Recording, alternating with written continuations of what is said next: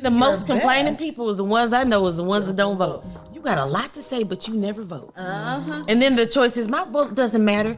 It doesn't count and all that stuff. Honestly, I'm saying our vote counts because I like to believe it. Just like I like to believe that I have $1 million in my account. I would just like to believe that my vote counts.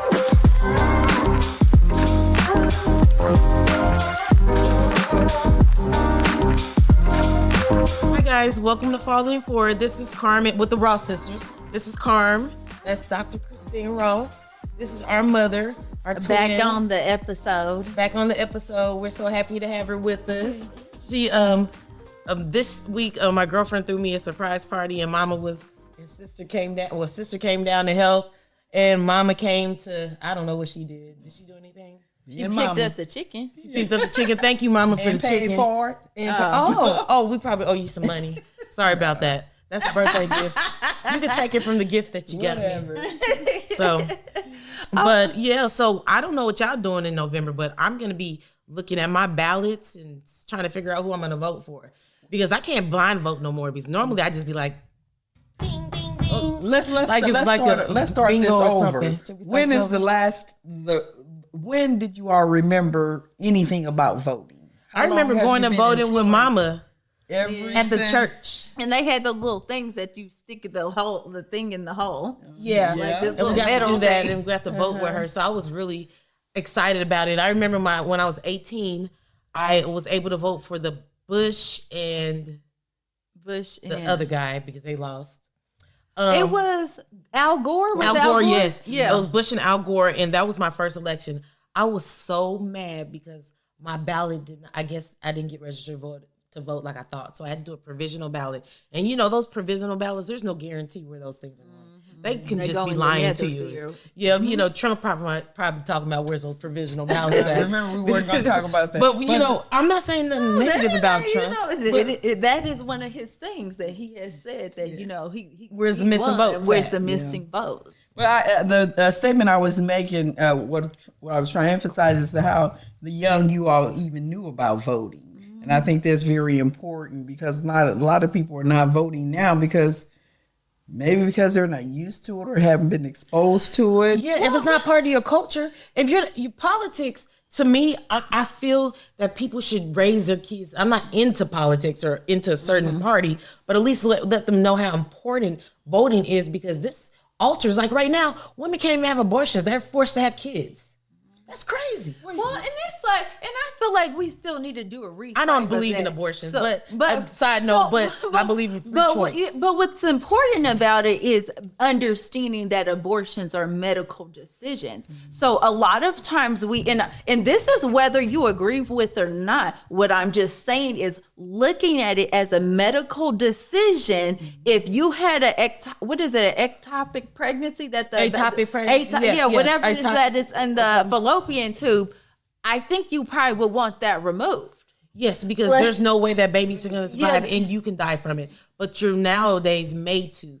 So it's like, there's medical necessities for abortions, whether you believe it or not. And I think that's a personal choice, which you should do or not, because I know that I want to be able to make all the decisions for my body as much as possible. Well, and I feel like for your medical care. Yeah, for my because you don't see men talking about that doctor won't let me get that vasectomy. Yeah, you never hear that. Yeah, it's like, you will never hear that. And it's less invasive than what women get. We have to get the tubes tied or the whatever things done. And one, to me, a very important part of abortion, like I said, I'm pro-choice, not necessarily abortion, but, again, having the choice.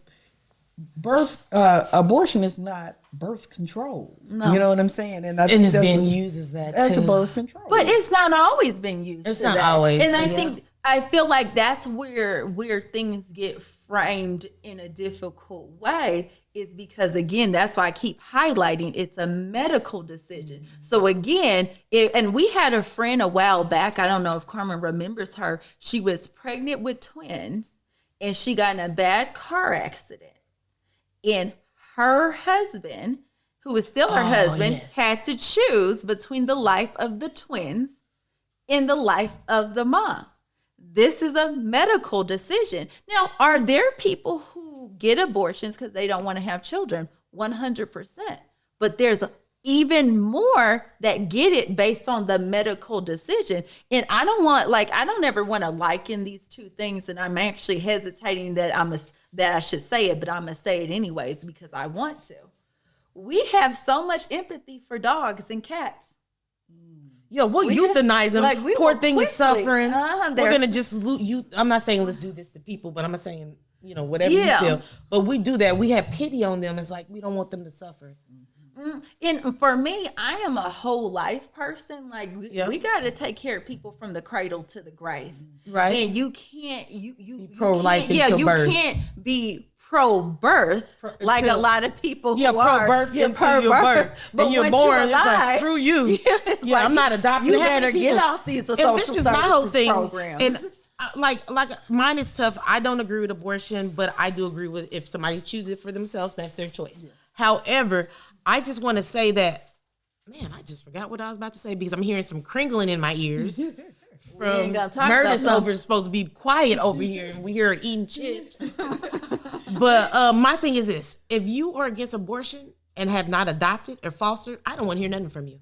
Mm-hmm. I don't want to hear one bit of conversation from you because you're not trying to prevent any of the situation. You're just trying to say, don't have kids and I'm going to make you have kids. But when the kids, all these 400,000+ kids in foster care, they still in foster care and they're getting maxed out of foster care. And you ain't got one of these kids talking about pro-life, pro-birth. Pro-life. I don't know what they're called nowadays. Everybody calls something like everything. And I think to that point, and then we have more of our minority kids that are aging out of that system, which is more important. So it's like, and I don't want to say it's more important than white, but when we're sitting there saying that it's the blonde hair, blue eyed kids, which we know those blonde hair, blue eyes ain't no black kids, right? They are not no Latinx and kids. They're getting adopted. Those kids are getting adopted, but our kids are not. And again, this is not advocating at all for any abortion or anything. What we're advocating for is you vote for your beliefs. Yes. Whatever you believe, like, you need to vote. Saying, instead of Ted Cruz saying that he didn't want to vote for Trump, vote your conscience. Yes, please vote your conscience, whatever choice you have. Again, voting is important thing. And it's a lot of people say, well, you don't vote because you haven't read up on the person. And don't get me wrong, you need to read up on who you're voting for, but still vote. Because if you don't vote, you made a choice. Yeah, you made a choice. You chose whoever is elected when you don't vote. So you might as well. And the most complaining people is the ones I know is the ones that don't vote. You got a lot to say, but you never vote. And then the choice is my vote doesn't matter. It doesn't count and all that stuff. Honestly, I'm saying our vote counts because I like to believe it. Just like I like to believe that I have $1 million in my account. I would just like to believe that my vote counts. But when it comes down to it, we don't really know what the heck happens to our votes. Unless we are with our little card the whole time and following it through the process and watching it get tallied and everything. They do let you. Well, I know in Albuquerque, they let you do it yourself. Yeah, well, when you stick your thing, the vote tally goes up. Yeah, I see the tally goes up, but you still don't know. We got somebody can. Carol, she is not helping. Fish our infrastructure, and next thing you know, well, we have electoral college too. We're not voting for individuals, which is kind of.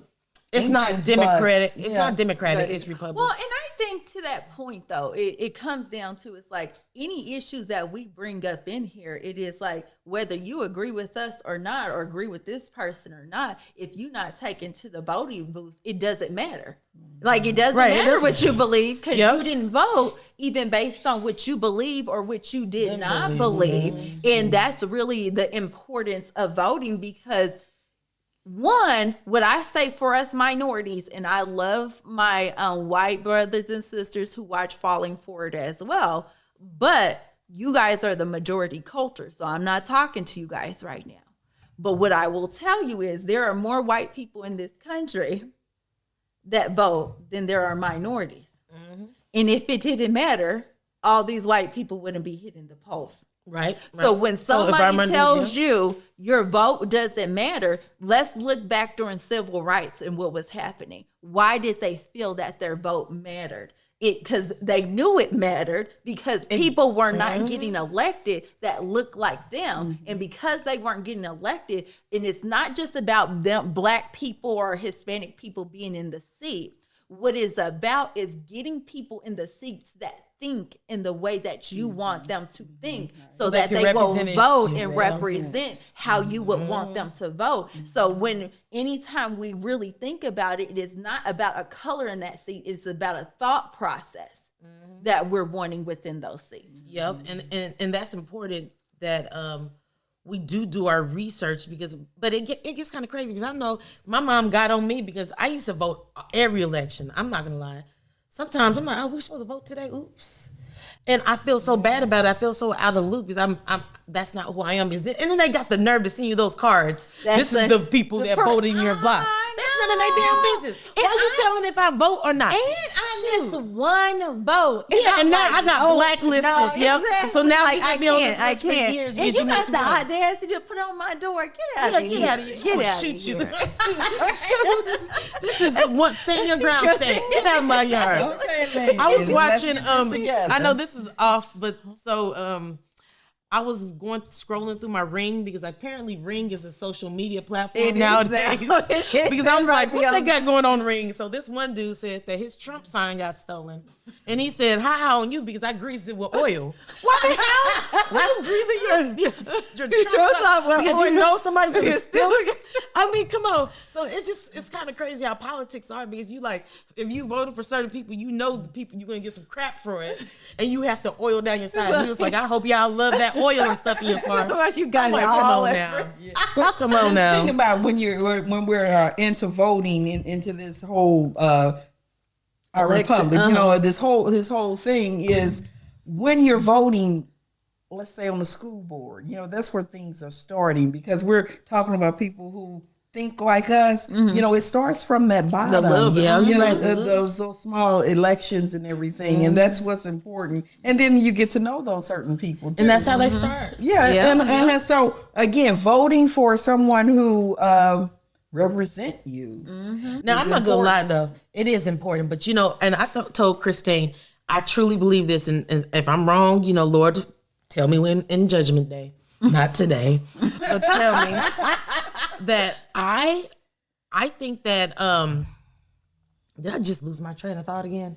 Because I ran through a whole little thing. I sure did. You lose my train of thought. You think that when it comes to voting. Okay, when it comes to voting, yeah, I lost that one. That's good. It'll come back. What I will say though is even about not longer knowing our elected officials or whoever's on the ballot. I don't know if they do this in Missouri, but I know they do this in New Mexico. I'm able to go up there and get a sample ballot. I mail to and I get it all. You know, I'll go up there and get them, and then that way I can research all the candidates, all the little policies and things like that. So about time I get in the voting booth, I already know exactly. In the news? I mean, in the newspaper, I don't know if people do newspapers these days. I never seen one in a long time. This is why most of people don't know the candidates, because when you streaming that crap like Carmen, you don't get none of the commercials. Oh, I remember what I was about to say. Okay. So this is what I was about to say. I would lose a friend over politics. Yeah. And I'm letting you, and that's hard to say, but I will. Because one thing is this. Politics is whether I eat or not. I'm a minority. It hits me more, it seems like. Like, don't tell me that, you know, I can't get a job because of my dreads, all this stuff like that. And no, if your political beliefs is going to harm my life, we're going to have a problem. Yeah. So I'm going to be vocal about it. I'm going to be cordial with you, but we're not going to be best friends. We ain't even going to be here for free. Well, let me ask both of you all something. You both have grown up in a family where you can have your own opinion, right? We all sat down, the five of us, you know, daddy's gone, your daddy's gone, of course, but the five of us, we may have five different opinions. Yeah. You agree with that? Mm-hmm. So as far as who you vote for or what party you vote for, how do you think that play a part in how genetics? Well, I feel like at the end of the day, the people who disagree with the other four need to shut up. Vote however you want. Take your ballot. I'm just no. But you know, I do think that I think Mama's politics did help me understand politics, but I'm a Democrat by choice because everything I do is by my choice. Mm-hmm. So I'm a Democrat by choice. I'm not going to say anything's wrong. I'm friends with Republicans. We're not close friends. But I do have Republican friends. We talk about everything. We can't talk about politics. That's one thing about when I noticed that, because some of my friends is just as gun-ho as me on what I believe politically. So I know that my Republican friends, we cannot have these conversations because it might end up a fight or something, or we'll not talk again, and that'll be our last conversation. Well, and I think to that point, though, when we're talking about, and I am a registered Democrat, so I apologize to anybody who disagrees with that, but sorry, not sorry. But my whole thing too is that I don't want people to vote based on my religious beliefs.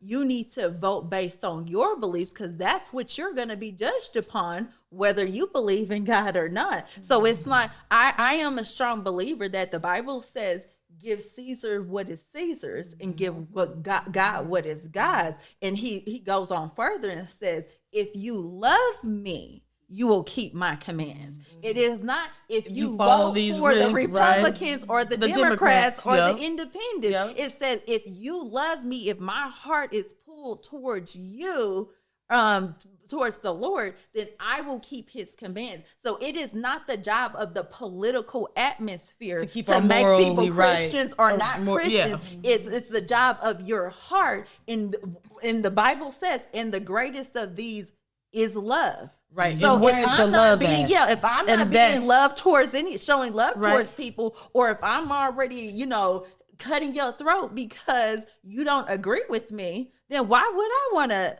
vote like that? And that's my whole thing too, is like, and this is my whole view, and it's probably because, I'm a lover, but I look in politics too. Who's showing love? Mm-hmm. What candidate is actually showing this love? But then people say, well, I'm not voting on love. I'm voting on economy. I'm voting on this. I'm voting on that. But the problem is this: if your character ain't right, how are you going to do right in those other areas? You might be able to score some here, score some there. You might be able to do that, but you're going to lose a lot too if you ain't right. Yeah, well, because we even see within those, because you can't even look at party lines, because I could have voted for a Republican who 2 months later got voted in and became a Democrat. Right. I voted Republican before. I have. Yeah, I know you have. And I got shit from my family the whole time. We don't speak about it. We don't speak about it. Your dad, believe it or not, your dad voted. I know he did too, because he voted based on what his job and stuff was. Yeah. And I've known people who are Republicans who voted Democrats based on their jobs and things like that. And there's nothing wrong with that. The whole thing is vote. What did Obama say? Don't boo, vote. Right. Yeah, so again, making this transition here with Murders is not on the camera anymore, so don't. Yeah, but she has a question. We got a question for the audience. What's the audience question? My question to you all: do you think we can govern the United States and do a better job for all people if we did not have party lines? Honestly, I think we could. Honestly, these party lines, because nowadays is, if you're not Democrat or Republican, and there's other things like Libertarian, Green Party, and there's probably a Purple Party for all I know. But the thing is that you cannot be elected president unless you're Democrat. And that's a problem, because then that people like me that don't have the financial backing, shout out to Kamala for raising over $1 billion. That's amazing right there. That's for anybody. For anybody. Since she's been there, it's been amazing. In the few months that she's been because there. I remember they were doing calls, and I actually tried to get on a call for Black women for Kamala. I didn't make it. I'm a little ADHD. I forgot all about it, but it was like 40,000 Black women on that call, and they raised over $1 million. Yeah, well, I think that's a really good question. It's probably more talk to do about that, but let's just do a little transition. Have you guys noticed that I never volunteered in an election? And we have. I never did. I volunteered for everything, but I've never done. I don't know why. Probably because there was more things in the community or in the schools. We did volunteer for. I did a couple of things. For that Kane dude. We did. We met do a his little wife. bit. We did that with but Gwen. But you're talking about Obama. like election worker. Yeah, I was actually at the Obama election when they're on Central. I bought coffee for everybody and stuff like that, and You know, and you know, I got get some things. deputized so I can register people to vote in college. Okay, still getting through this transition of volunteerism. Well, to that point, and it is important, but you know, from the last election, because some people were attacked and things like that because they were poll workers. But y'all, this crap is just a job. They signed up to do a job that was a part of our civic duty to help protect our communities in our country. So, like, why y'all over here messing with these women, minority women more specifically, who just signed up to do a job? Yeah. Like, what is actually happening here? I feel like we're coming to a position within our country that we need to lean back from, is that stop making everything personal about you. Don't nobody care about your politics. As a matter of fact, when somebody walks past you, they have no clue what your politics are unless you have a shirt that says it. Right. So, and it's like, our country has become so easily offendable on the most ridiculous, mundane of things. These are still important, but it's like, when we get to a point that people can't have their own opinion, now I have the choice if I want to listen to your opinion or not. You ain't got to be their friend or anything if you don't want to. But they have a right to believe what they want to believe. And, you know, and everybody contributes to this society, even the people I don't like.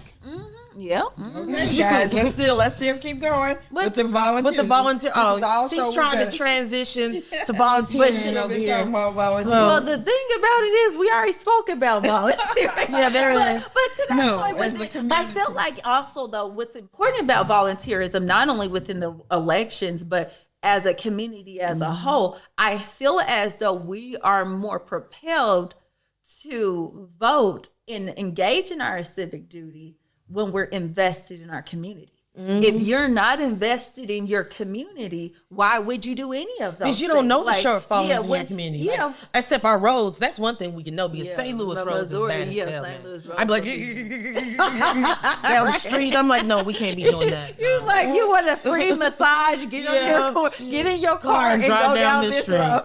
Okay, I'm going on my bandwagon again here. Volunteering. Okay, But volunteering. go ahead. I would say it is really important. What I'm finding from my experience and working with others is that there's a lot of older people that are volunteering, and the reason is they're retired and everything. But then also there's a lot of people who are coming to, let's say, these food pantries such as ours, who are younger people. Isn't that that's amazing? It's just like, where are you spending your time? What's going on? Well, you're talking about the dichotomy between the older people and the younger people. Well, yeah, that, yes. Well, but I also think there has been a trend. Let's talk about financial literacy. That's when it what we comes gotta to talk that. And about. because when we're talking about younger people coming into the food pantries, we're talking about what their education system is first. What we're looking at, we're looking at, unlike you guys' generation, the Xers and the millennials And the boomers. had a little more difficult time getting jobs with those educations. These kids nowadays change jobs like underwear. Yeah, they certainly do. Yeah. Well, because even when they'll hire them. Yeah, even with the whole Southwest airline thing happened last year, and I had got caught up in that because my bags were lost when I came here to St. Louis, but they were like, we were offering give people triple time, and these kids wasn't going to show up to work. Yep. My butt would have been up there. I'm like, shoot, Christmas dinner don't start to work for mine. somebody. Like, you work for you get triple time. I'll be over there. Like, I'll I'm work for taking you. off the next I month work for because I done this whole week triple right. time. But you know, the thing is that because right now kids care about their social. They don't care. They're too busy flossing all that stuff. When they get the money, they're buying all this stuff, and the financial literacy, they don't think about paying their bills first. Yeah, so because it is what the appearance of something is, as opposed to what it actually is. Yeah, you might be rolling in this Benz, but you live in something way far. And I'd lower rather than have me a house than a Benz.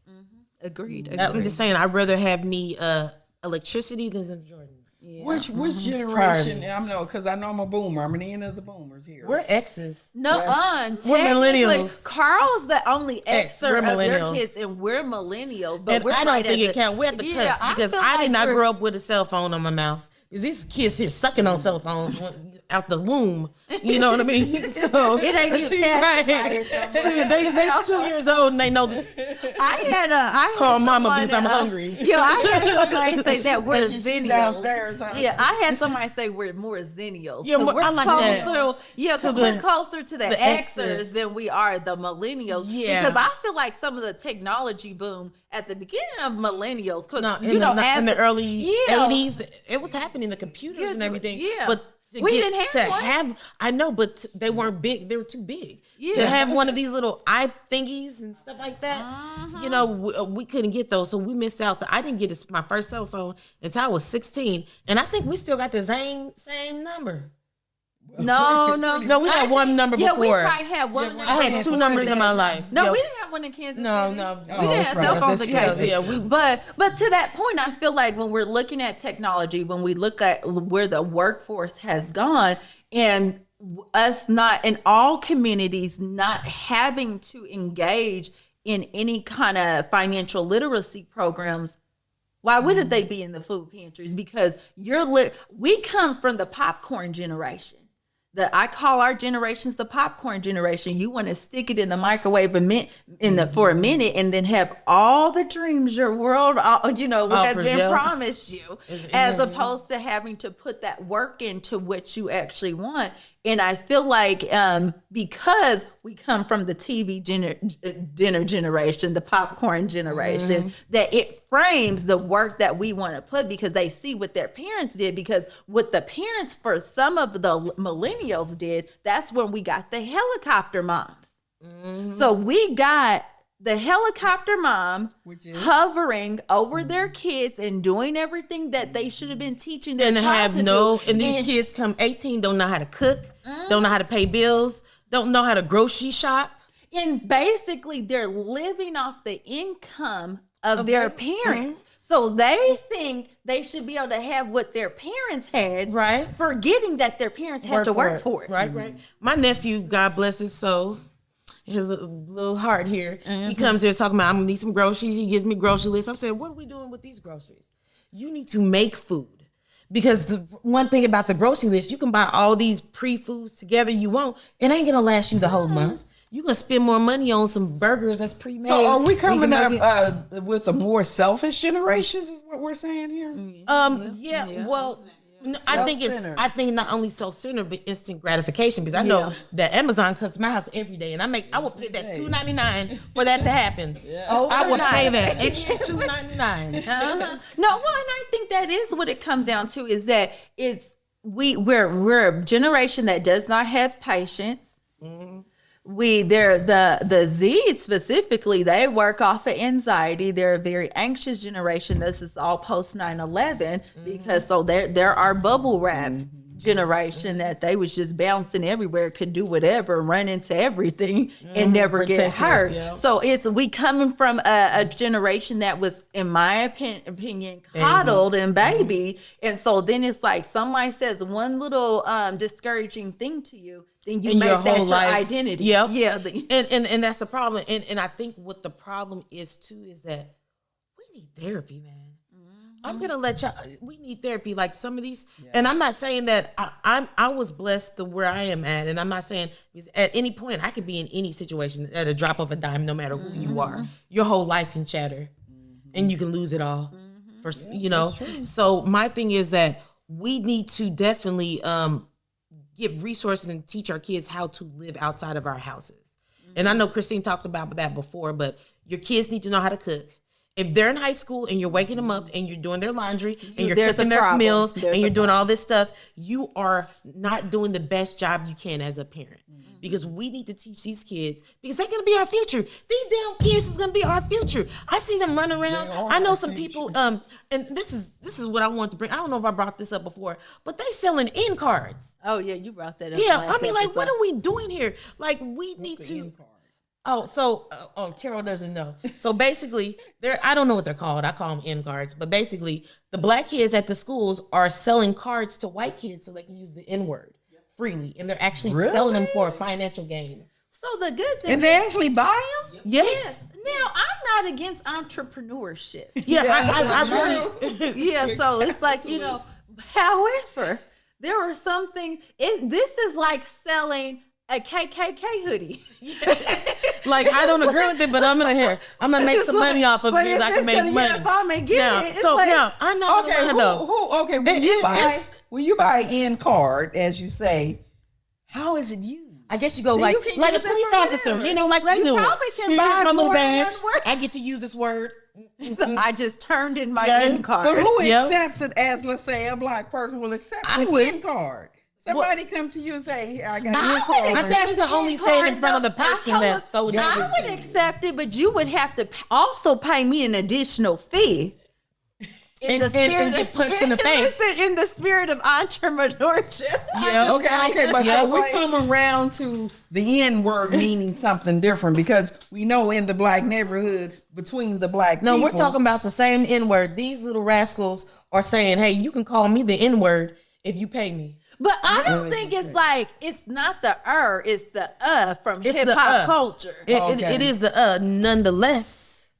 No, sir. Don't. This white dude came to me and said that word and said that he grew up around all black people. Good for you that you grew up around all black people, but we're not using that word in front of you. Listen. Okay, so why is hold up, mama. This is the problem, though. It's like, yeah, you might have grew up around a lot of black people, but I have grown up around a lot of white people, which is why you will not use that word. Right. You would not be using that word. So, okay, so we're gonna finish this episode up, and the next episode we're gonna talk about volunteerism. So she's gonna be coming back to we'll film the rest of this episode and then just keep it pushing. So thank you for coming to Falling Forward today with the Ross sisters, and we're here with Mama Carol. So we'll see you guys next time.